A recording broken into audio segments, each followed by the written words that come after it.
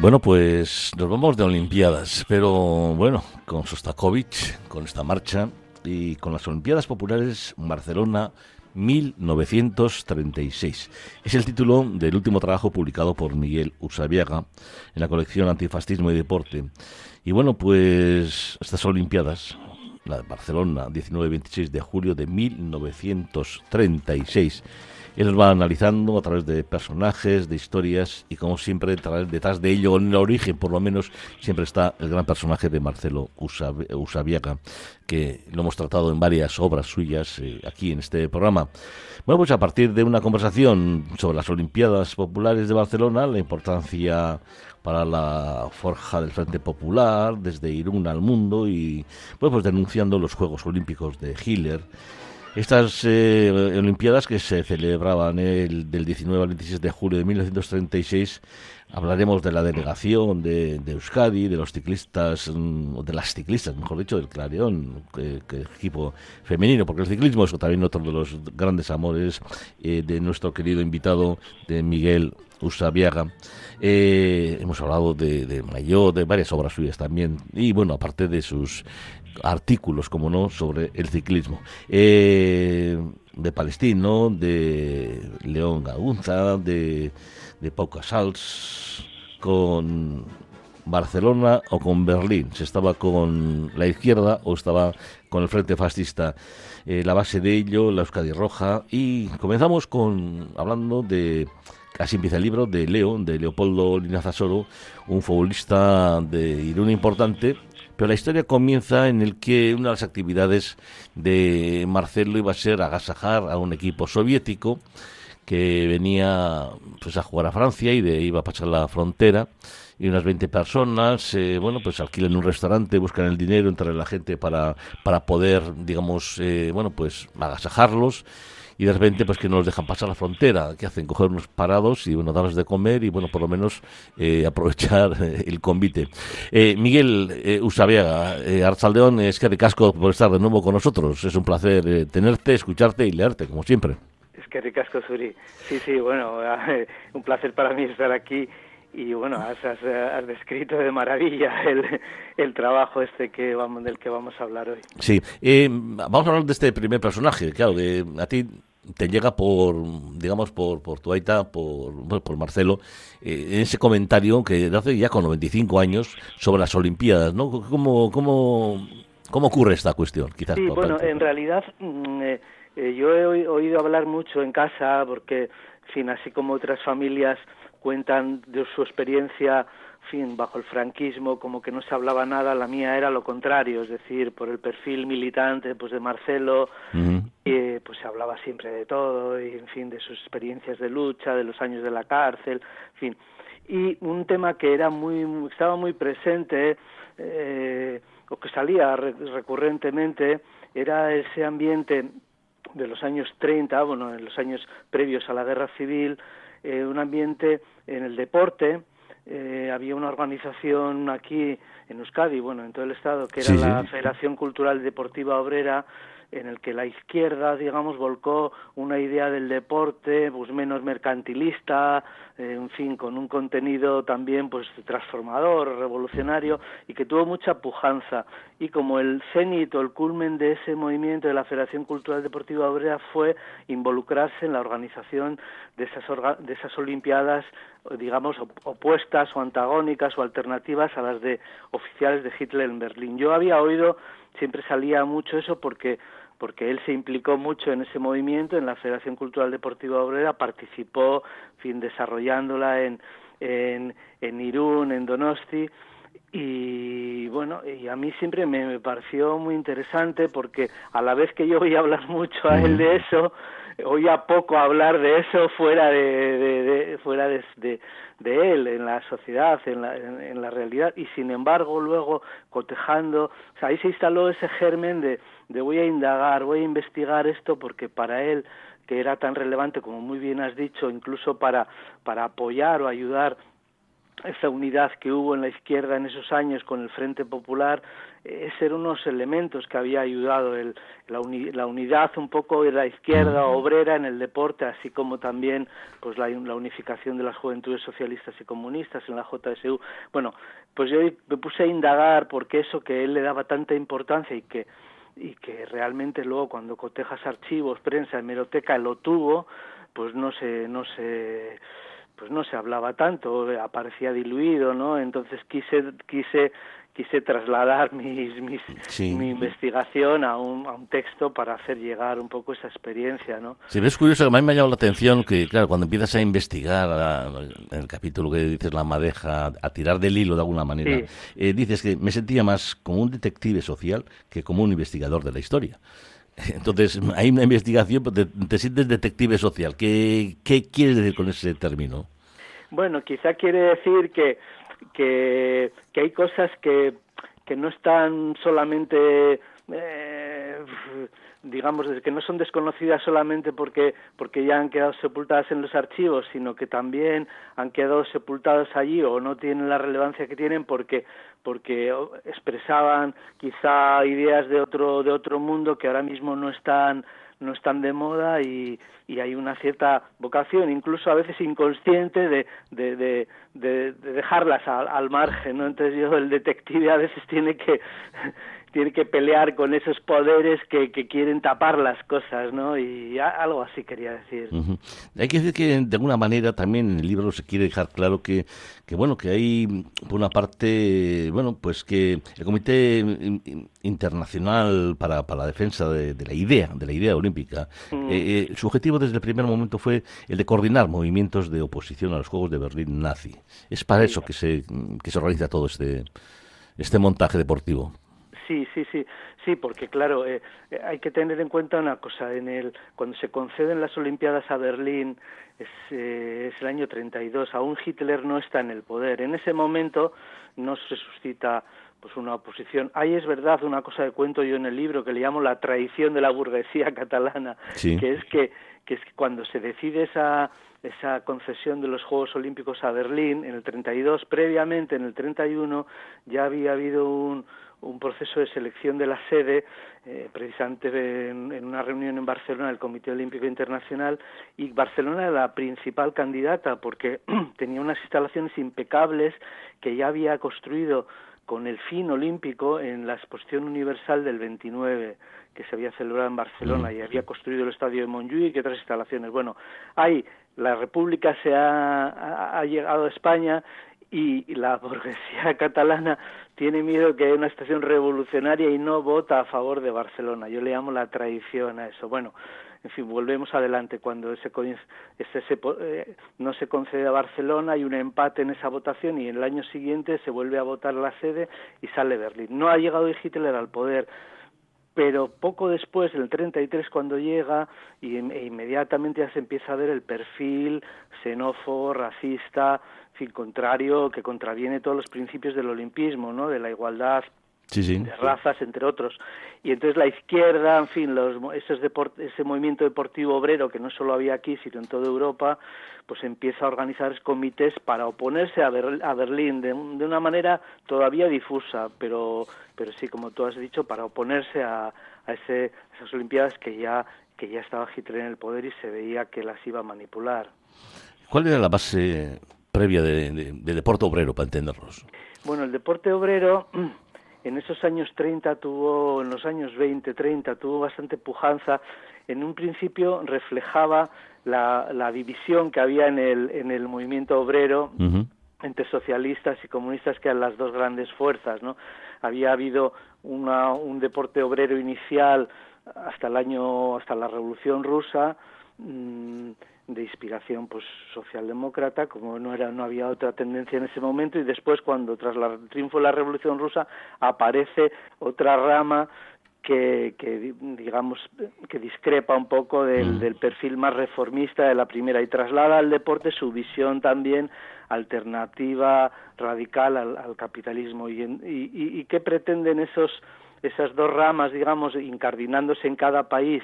Pues trasladar allí otra idea, como he dicho antes, del deporte distinta al deporte profesional, al mercantilista, intentan pues llevar por un lado una idea de la salud, es decir, del deporte como salud para la clase trabajadora, que tiene unas condiciones de salud bastante malas, pero que como el deporte como higienista, y por otro lado también combatir esa idea pues un poco del elitismo que hay, y bueno, empiezan a tener bastante éxito porque se incardinan en los países centrales de Europa, y bueno, finalmente aquí también, como he dicho, con la FCDO.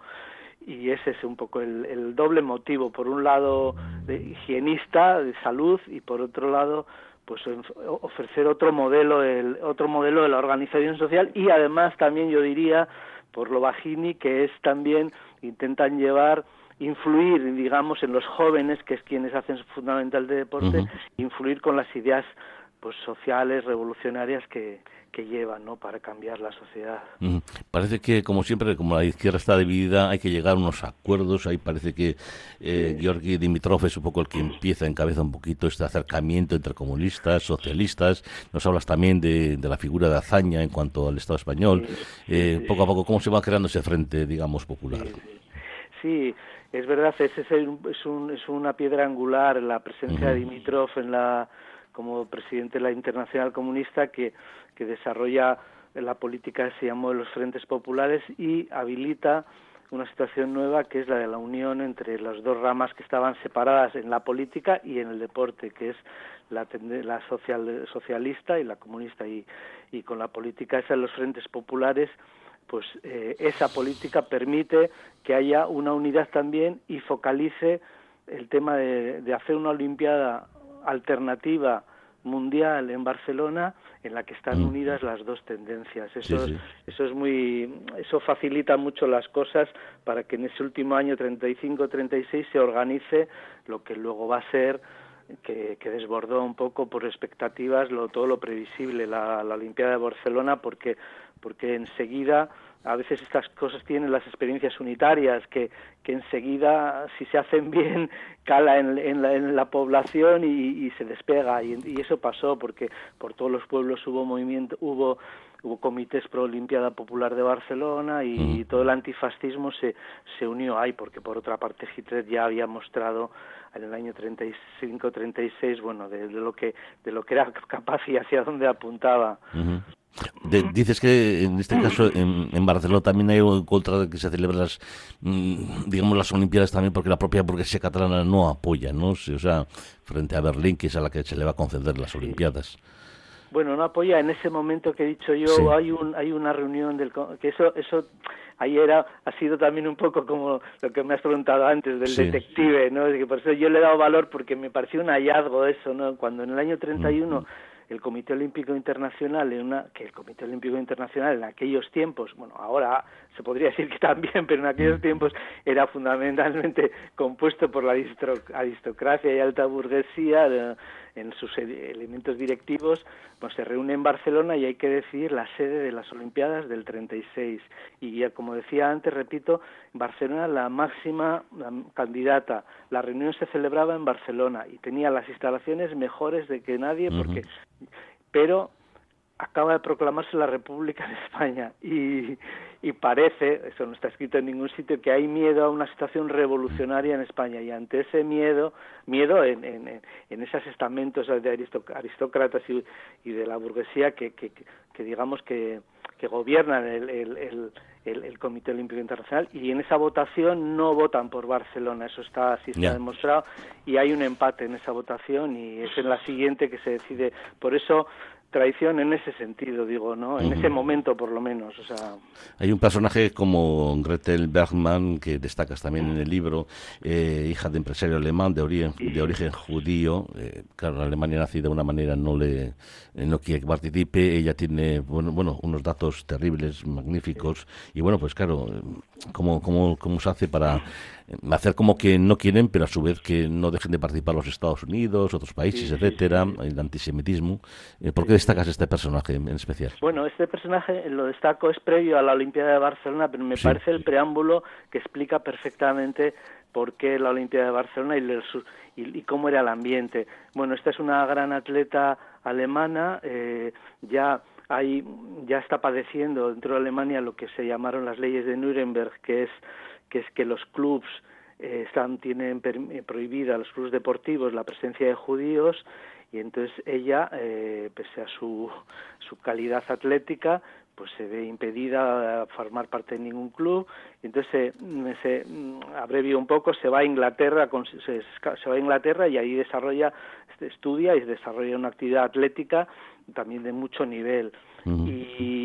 Y en el año 35, final del 35, 35, cuando, digamos, están ya en la recta final de los Juegos, Alemania, porque es un personaje que en Inglaterra ha cogido mucha fama de deporte, ha sido campeona nacional, ha ganado muchas competiciones, hablamos de salto de altura. Entonces intenta convencer a esta Gretel Bergmann que vuelva a Alemania para formar parte del equipo olímpico por un tema de prestigio, y manda a su padre para que le convenza. Su padre no va nada convencido porque ya se está viendo lo que está pasando en Alemania con el antisemitismo y las leyes raciales, pero tiene miedo a una represalia respecto a su familia y convence a su hija para que vuelva. Y sin embargo, a pesar de ese movimiento, cuando vuelve no le permiten entrar a los estadios para entrenar y preparar. Finalmente, aunque no se puede entrenar en condiciones, gana el campeonato nacional, que es previo a la selección olímpica alemana. Y, sin embargo, tampoco le llevan a las Olimpiadas escudándose y emitiendo una nota diciendo que está enferma, lo cual ella posteriormente dice que es mentira. ¿Y por qué todo este movimiento? Porque ya había mucha suspicacia en el mundo y fundamentalmente en la delegación norteamericana, que estaba mirando con lupa lo que estaba pasando en Alemania con las leyes raciales y estaba dispuesta a boicotear ir a Berlín. Y, en fin, esa era una maniobra para decirles, no pasa nada, esta atleta judía, Gretel Bergmann, va a venir y tal. Y esperan a no meterla en la selección, a que toda la delegación norteamericana ya está en el barco vinieron en barco hacia Berlín para que ya no puedan, digamos, echar atrás. Me parece, con la grosería que lo hacen y con la desfachatez y, en fin, todo esto que es absurdo, como el perfil un poco del régimen nazi alemán, y por eso lo he contado, ¿no? Como previo a lo que es el ambiente de Barcelona. También es destacada una mujer que muy luchadora como Marina Ginsburg, que con esa foto que simboliza pues, de alguna manera la imagen, ¿no? de ese empoderamiento de las mujeres, donde la República, etcétera. Cuéntanos un poco su... Y esto también fue un hallazgo detectivesco. Sí, porque Marina Ginsburg es muy conocida, es una imagen icónica, esa foto de la miliciana con el fusil en la terraza del Hotel Colón de Barcelona, que hemos visto tanto, una imagen de una chica sonriente con el fusil que nos muestra todo el entusiasmo de ese momento y el empoderamiento de las mujeres en esa causa que abrazó la República. Pero cuando estoy investigando todo esto de las Olimpiadas Populares, descubro que ella pues ha estado muy implicada también en la organización de las Olimpiadas de Barcelona, en los comités pro Olimpiada, y también como atleta, y ahí destaco en el libro que sus marcas tenía unas buenas marcas atléticas, en fin, que por eso también le he querido destacar, porque es un personaje conocido por otras cosas, pero que estuvo también muy implicado en el movimiento pro Olimpiada de Barcelona. Hablamos de con Berlín o contra Berlín o con Barcelona o con Berlín, pero claro, tenemos el caso también de un vasco como el remero Sarasúa, que bueno, pues que dice que va a la de Berlín y también va a la de Barcelona, y eso no puede ser. Cuéntanos este caso. Sí, se produce un dilema, porque claro, las Olimpiadas oficiales son las de Berlín. Entonces, en los países, digamos, institucionalmente, pues se ven incitados a enviar sus delegaciones oficiales allí.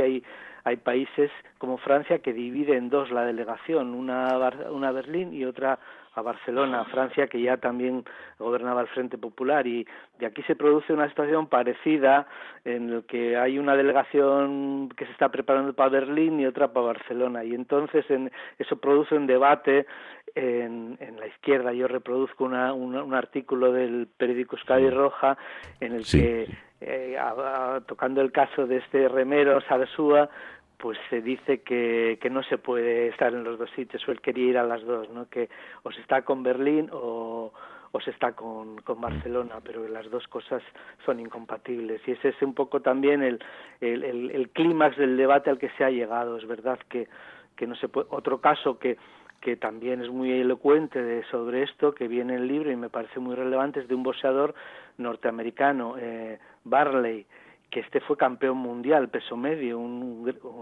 Dicen que el famoso Ray Leonard, uno de los boxeadores más famosos de la historia, tenía por contrato con sus promotores, con sus managers, que no le pusieran a boxear contra Barley. Era bueno, pues antes de ser campeón mundial vino, y él tuvo este dilema también. Le seleccionaron la selección estadounidense para ir a Berlín, él era negro, y dijo que él no iba a Berlín porque era un régimen racista y tal. Se negó a ir a Berlín y vino con los estadounidenses a Barcelona. Es decir, este dilema ya se produce tanto en la prensa, pero también en las propias instancias deportivas, o a un sitio o a otro, a los dos.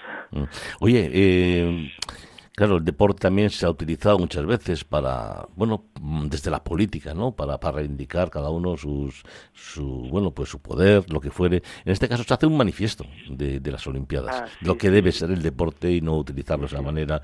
Es interesante también verlos dentro de los distintos capítulos que hay en cuanto a cómo debe ser esa Olimpiada Popular de Barcelona. Sí, yo he querido reflejar el libro, claro, no ha querido ser un ensayo enciclopédico, sino ir a lo sustancial, ¿no? Es decir, y ahí he querido también, como muy bien recoges, esos elementos un poco diferencial, ¿no? Pues hacen un manifiesto, es decir, cómo entienden que debe ser el deporte. Ahí subrayan algunas cosas de las que he hablado. Bueno, por supuesto, integrador, por la paz, y también combaten, ahí se reseña un poco el mercantilismo, que el deporte debe estar al servicio, en fin, de la salud y de la población. En fin, es un manifiesto muy interesante y muy vigente. Es decir, si uno lo lee dice, bueno, pues podría ser ahora, ¿no? Tranquilamente, sí.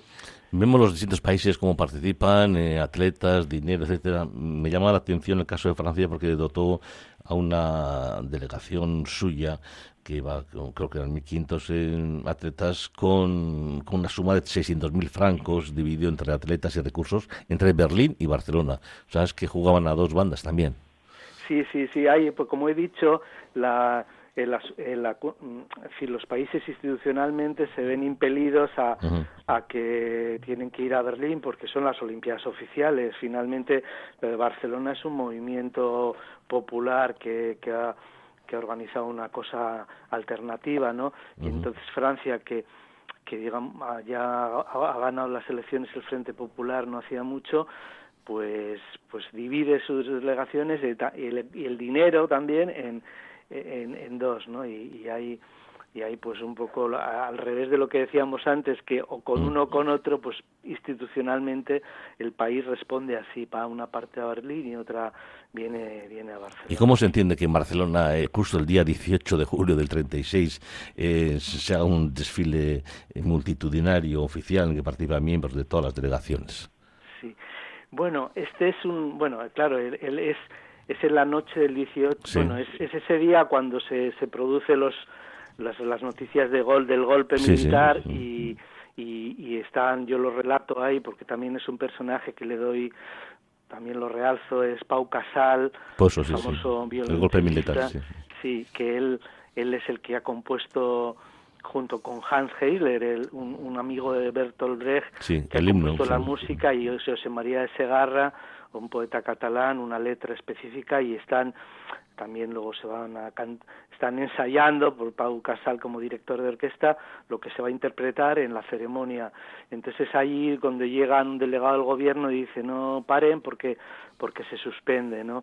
Es decir, han llegado las noticias, hay rumores de que se ha levantado el ejército en África y entonces claro, eso llega posterior a esa a esa exhibición o demostración por las calles que se ha hecho, ¿no?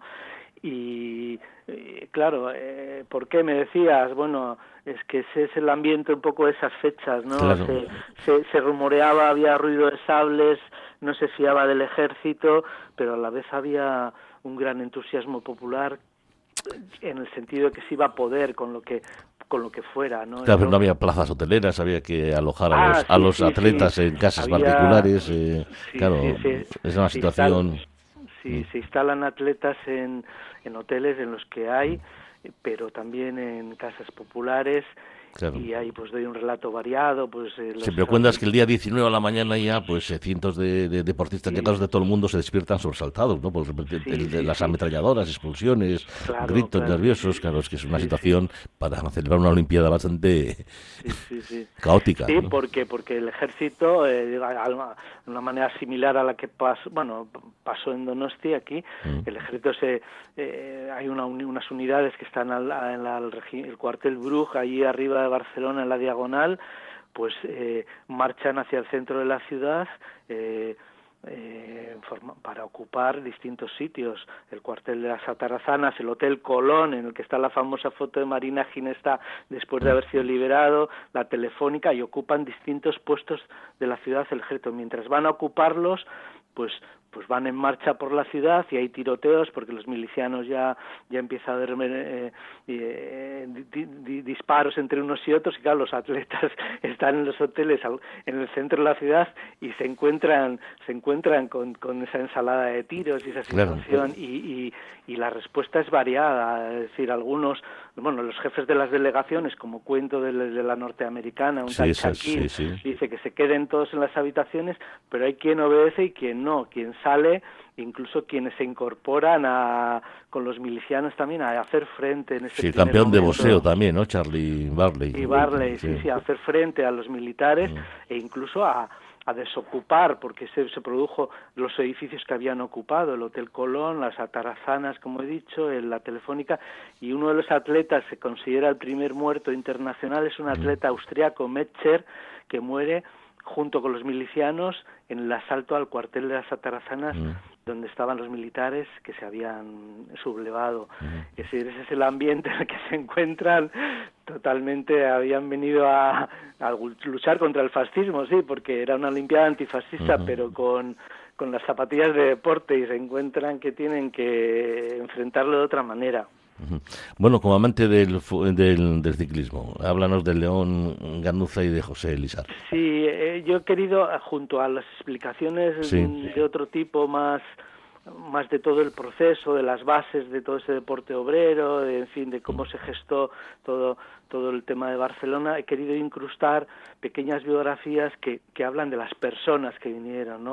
Así como hemos hablado de estos internacionales, pues también hay un personaje, León Ganuza, un ciclista navarro, que vino a Barcelona, y también lo cuento para ver cómo eran esas personas y también la calidad de las delegaciones. León Ganuza era un gran ciclista que había ganado muchas carreras aquí, y entre ellas pues las famosas, que luego ahora son famosas carreras de profesionales, el circuito de Estella, en fin, algunas grandes carreras, y pues era un miembro de la delegación como ciclista. Y luego la curiosidad es que él le pilló, como muchos navarros, el golpe militar les impidió volver a Pamplona, porque ya Pamplona fue una de las ciudades que desde el primer momento se hicieron los fascistas se hicieron con ella, y entonces no pudo volver, y terminó siendo chofer del presidente Luis Companys, el León Ganuza, el ciclista, sí.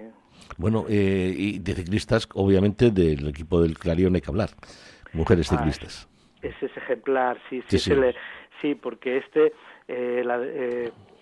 claro, cuando pasa el golpe militar que aborta las Olimpiadas, que no se pueden celebrar, que se van a inaugurar el 19 y el 18, como hemos dicho, pues las delegaciones internacionales, pues bueno, un poco cuando se aclara todo y tal, bueno, se tranquiliza un poco, y Barcelona ya está en manos de la República, pues hay tres situaciones que se dan. Bueno, la mayoría vuelven, a sus países, unos 200 deciden no volver y incorporarse con las milicias antifascistas, incorporarse a los combates, y una tercera parte que vuelven, pero ya vuelven a sus países, pero con la idea de regresar un poco cuando hayan puesto orden en su vida familiar o hayan recabado solidaridad con la República, su transmisión. Y entre estos que están los ciclistas del Clarión, eran unos clubs,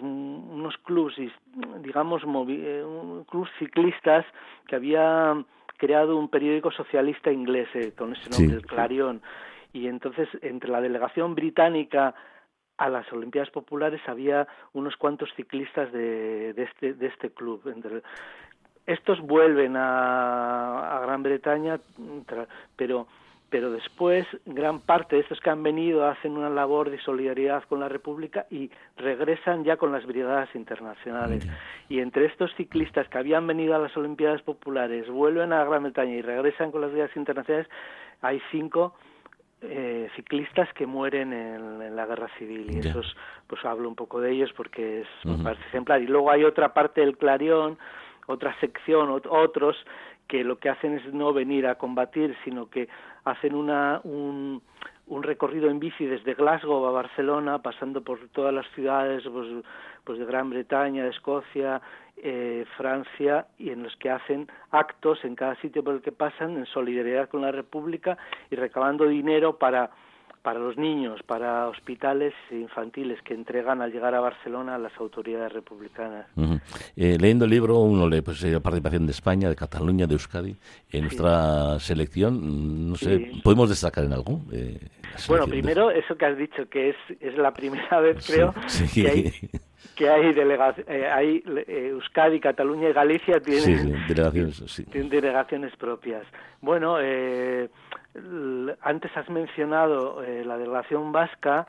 Hay unas competiciones que vienen reflejadas en la prensa, bastante relevantes, importantes, en las que se elige a la delegación, no es a dedo. Sí, claro, se pelean entre Radkin y el otro para ver quién es. Hay unas eliminatorias y de ahí salen los equipos, ¿no? Eso también da el nivel un poco que eran cosas que había un movimiento ahí detrás. Quizá destacar el que has mencionado tú al principio de la charla, este futbolista que formaba parte, era guipuzcoano, que iba en el equipo de Euskadi, de fútbol, y que, bueno, que es Leopoldo Lizafasoro, que era un jugador del Real Unión y que decían que era una figura en ciernes, ¿no? Que iba a ser, que le había mi padre siempre contaba, era muy íntimo amigo de él, que le había ofrecido el Betis ficharle por 8.000 euros, digo 8.000 pesetas al mes, que era una barbaridad de dinero, y le decía a mi padre, bueno, ¿qué hago? ¿Me voy al Betis o sigo aquí? Porque él se sentía también muy arraigado aquí en Irún, era un militante de la Juventud Comunista y murió en la batalla de Irún, en la batalla de San Marcial. Bueno, pues hay que decir para terminar que las Olimpiadas Populares en Barcelona 1936 de Miguel Usabiaga, lo tenemos en las librerías. Me ocurrió una cosa curiosa, es que leyendo este libro escuché una noticia que llama la atención y ha sido también noticia a nivel nacional, por lo menos. Ha sido la devolución de un niño Jesús que un atleta irlandés, viendo quemándose la iglesia en Barcelona, en el Pi, pues cogió el niño Jesús, y después de 80 años, pues los hijos del atleta han entregado el niño Jesús ese a la iglesia después de 80 años, creo que estos días, ¿no? La anécdota es curiosa, digo, qué casualidad, porque claro, vi la imagen de la portada de tu libro, que es con la que anunciaban el tema. En la portada es la insignia que había de la Olimpiada Popular, que es muy bonita, con 3 personas de 3 razas distintas, enarbolando una bandera blanca donde pone Olimpiada Popular. Bueno, pues con ella terminamos. Las Olimpiadas Populares Barcelona 1936, Miguel Usabiaga. Como siempre, un placer escucharte, leerte y aprender de historia. Es que ricasco, Miguel, y hasta la próxima. Agur.